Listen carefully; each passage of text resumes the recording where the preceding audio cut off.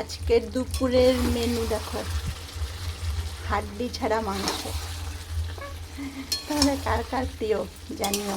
আমাদের দুজনেরই খুব প্রিয়, বর্মশাইয়েরও। আর আমার তো মাছ আছে ফ্রিজে, মাছ আর খেতে ইচ্ছে হয়নি। দেখো আলুটা কি সুন্দর সিদ্ধ হয়েছে। আজকে আলু ভেজে নিয়েছিলাম, তারপরে মশলা কষিয়ে সোয়াবিন আলু একসঙ্গে দিয়ে এবার কষাচ্ছি, এরপরে জল দেব। আজকে বেশি কিছু আইটেম নেই, এই সোয়াবিন কষা, মানে ঝোল, কষা কষা করবো না।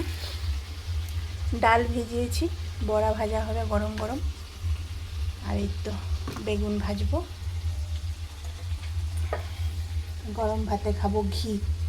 এটাই আজকের আমার আইটেম। উচ্ছে সেদ্ধ দিয়েছি ভাতে, ভাত হচ্ছে উনানে।